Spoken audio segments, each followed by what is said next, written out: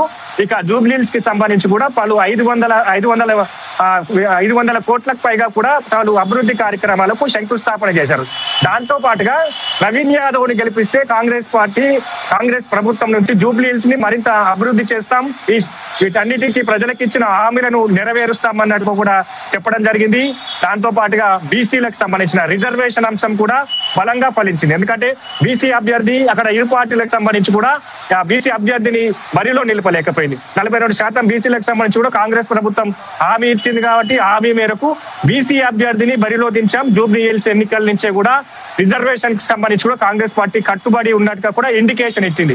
వీటన్నిటికీ సంబంధించి కూడా జూబ్లీహిల్స్ ఓటర్లు కావచ్చు, ముఖ్యంగా ఈ జూబ్లీహిల్స్ పరిధిలోని 7 డివిజన్లలో రేషన్ కార్డుల పంపిణీ, సన్న బియ్యం కావచ్చు, ఇందిరమ్మ ఇళ్ల పంపిణీ ఈ ఇంపాక్ట్ అయితే పడ్డది. దాని తర్వాత కాంగ్రెస్ ప్రభుత్వం తర్వాత ఏవైతే ఆలోచిస్తుందో వాటిని నెరవేర్చబోతా ఉన్నామని కూడా చెప్పడం జరిగింది. కాబట్టి ఖచ్చితంగా వీటిని ప్రజలంతా నమ్మారు, విశ్వసించారు.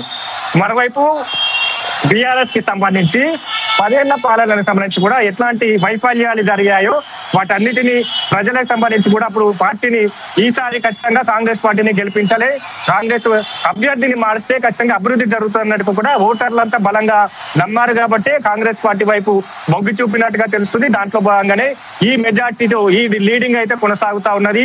మొత్తంగా కాంగ్రెస్ పార్టీ ప్రజాపాలన డెవలప్మెంట్ వైపు అయితే అడుగులు పడతా ఉన్న పరిస్థితి అయితే కనిపిస్తా ఉంది. ఇంకా 4 రౌండ్లు మిగిలి ఉన్నాయి కాబట్టి ప్రజలకు సంబంధించి కూడా ఎలాంటి తీర్పు ఇవ్వబోతున్నారు, ఎంత మెజార్టీ ఇస్తారు, లేదా ఈ ట్రెండ్స్ ఏమైనా తారుమారు కాబోతున్నాయి అన్న ఇంకా తెలియాలంటే ఇక గంట పాటు వెయిట్ చేయాల్సిన అవసరం అయితే ఉంది. లక్ష్మీనాథ్, అయితే ప్రధానంగా చూసుకుంటే ఈ జూబ్లీ ఉప ఎన్నిక ఏదైతే ఉందో రాబోయే కాలంలో మరీ 2-3 చోట్ల ఉప ఎన్నికలు రావడానికి అంకురార్పణ జరిగింది అనుకోవచ్చా?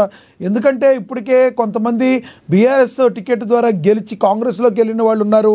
ఖైరతాబాద్ కావచ్చు, గట్కేసర్ కావచ్చు, మరి కడియం శ్రీహరి కావచ్చు, లేదంటే దాను నాగేంద్ర కావచ్చు. వీళ్ళ ద్వారా ఆల్రెడీ కోర్టుకు వెళ్ళి బీఆర్ఎస్ కంపల్సరీ వాళ్ళు రాజీనామా చేయాలని ఒత్తిడి తీసుకొచ్చిన పరిస్థితి.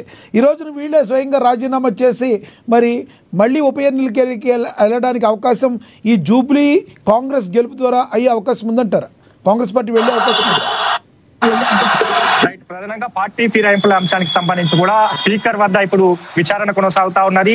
దాంట్లో 10 మంది ఎమ్మెల్యేలు కాంగ్రెస్ అధికారంలోకి వచ్చిన తర్వాత 10 మంది ఎమ్మెల్యేలు బీఆర్ఎస్ నుంచి కాంగ్రెస్ పార్టీలో చేరారు. వాళ్ళపైన చర్యలు తీసుకోవాలి. పార్టీ ఫిరాయింపుల చట్టం ప్రకారం వాళ్ళపైన వేటు వేయాలంటూ కూడా బీఆర్ఎస్ ఎమ్మెల్యేలు ఇక్కడ ఫిర్యాదు చేసి సుప్రీంకోర్టును ఆశ్రయించారు. సుప్రీంకోర్టు కూడా ఇక స్పీకర్ కి చర్యలు తీసుకోవాలంటూ కూడా ఆదేశించింది. అది కొనసాగుతా ఉన్నది. దాంట్లో ప్రధానంగా దానం నాగేందర్ ఖైరతాబాద్ ఎమ్మెల్యే సంబంధించి కూడా దానం నాగేందర్ కి సంబంధించిన నోటీసులకు వివరణ ఇవ్వలేదు. ఆయన బీఆర్ఎస్ లో ఎమ్మెల్యేగా కొనసాగుతూ కాంగ్రెస్ బీఫామ్ పైన ఎంపీగా పోటీ చేయడం జరిగింది. ఈ అంశాన్ని బలంగా లేవనెత్తింది బీఆర్ఎస్. ఇదే ఆధారాన్ని సుప్రీంకోర్టుకు సంబంధించి కూడా అఫిడవిట్ రూపంలో సమర్పించింది. వైపు స్టేషన్ గణపూర్ ఎమ్మెల్యే సంబంధించి కూడా ఆయన ఆ నోటీసులకు రిప్లై ఇవ్వలేదు. అంటే ఇద్దరికి సంబంధించి కూడా ఇప్పుడు ఇలాంటి చర్యలు తీసుకోబోతుంది. ఒకవైపు ఖైరతాబాద్ ఎమ్మెల్యే దానం నాగేందర్ కి సంబంధించి కూడా ఆయన కాంగ్రెస్ బీఫామ్ పైన ఎంపీగా పోటీ చేశారు కాబట్టి ఏ విధమైన చర్యలు తీసుకుంటే ఖచ్చితంగా అక్కడ ఉప ఎన్నిక రాబోతా ఉన్నట్టుగా కూడా తెలుస్తా ఉన్నది. కాబట్టి అక్కడ కూడా ఎదుర్కొనేందుకు కాంగ్రెస్ పార్టీ సిద్ధంగా, ఎందుకంటే దానం నాగేందర్ కాంగ్రెస్ పార్టీలోనే కొనసాగుతున్నారు. కాంగ్రెస్ కార్యక్రమాలకు సంబంధించి కూడా హాజరవుతున్నారు. ఒకవేళ ఆయన రాజీనామా చేసి మళ్ళీ అక్కడి నుంచి పోటీ చేస్తారా లేదా కొత్త అభ్యర్థికి ఏమైనా అవకాశం ఇస్తారా, వీటన్నిటికి సంబంధించి కూడా చర్యలు తీసుకున్న తర్వాత ఈ అంశాలకు సంబంధించి కూడా స్పష్టత వచ్చే అవకాశం ఉంది.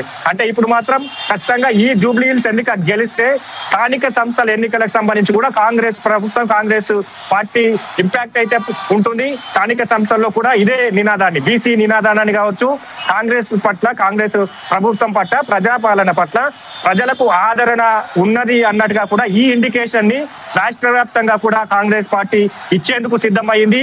అందుకే ఈ జూబ్లీహిల్స్ ఎన్నికల్లో క్యాడర్ అంతా కూడా ప్రచారం చేసింది.